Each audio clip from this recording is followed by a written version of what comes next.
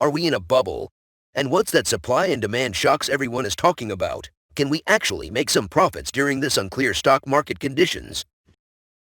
Hello everyone, this is Liam and today I'll be illustrating some of the most important principles regarding supply and demand shocks and examples from real-time events. All of this will help you gain more experience while trading or even if for your general daily life knowledge regarding our global economy.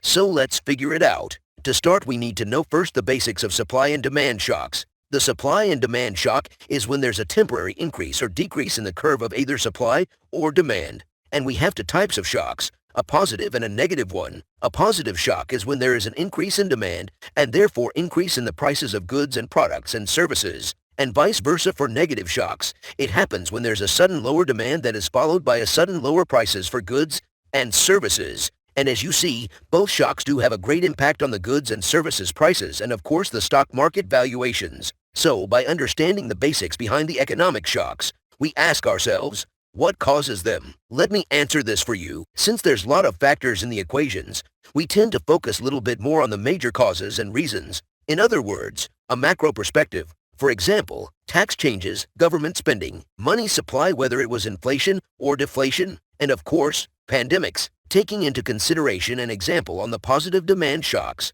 when the state government lower the taxes for its citizens, they'll have more money in their pocket at the end of each month, therefore their spending will increase respectively, and in such case, taking into consideration the huge amount of taxpayers, there will be a sudden spike in the overall market sales due to the increased cash flow of those spenders, and their demand on products and services will increase. The prices will of course increase as well respectively, causing a positive demand shock in the state where the taxes were lowered. And by the way, that's not just a fictional scenario to apply the positive shock principle. It actually happened on December 22, 2017, when President Trump signed the Tax Cuts and Jobs Act.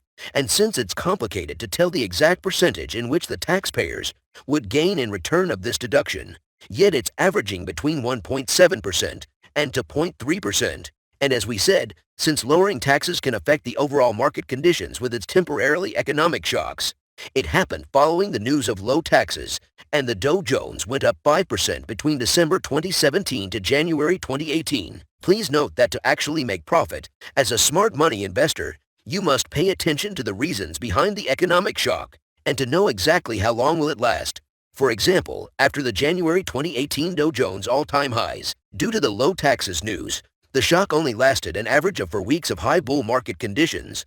But later on it was followed by a pullback of 4% before the equilibrium hits in, and the market gets back to normal. On the other hand, there's occasions where the economic shock comes besides the market, where both the demand and supply and the market are affected by one reason, which is usually a global event rather than a national event. For example, during 70s, there was a huge market crash which lasted between January 1973 to December 1974, and the main reason behind it was the Nixon shock and the collapse of Bretton Woods system, also known as the collapse of the gold standard, and the rise of our nowadays dollar-based system. Following that market crash, there was a positive shock forming which is known as the 70s oil positive supply shock, which is mainly because OPEC supply was extremely low, which led the demand curve to spike highly above the supply curve, forming that particular shock.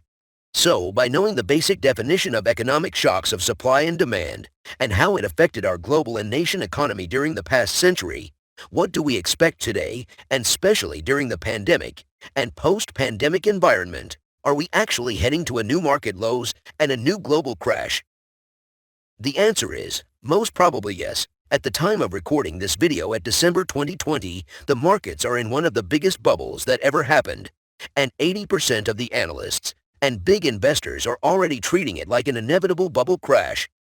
Don't forget to subscribe and turn on the bell icon, as I'll be posting some detailed videos about the opinions of analysts that matter, as what Harry Dent and Jim Rickards have on this. Also some strategies of great investors as the owner of Berkshire Holdings Warren Buffett investing plan for this era, so we can know more about the upcoming historical times of the stock markets and how we can profit of them as smart money investors.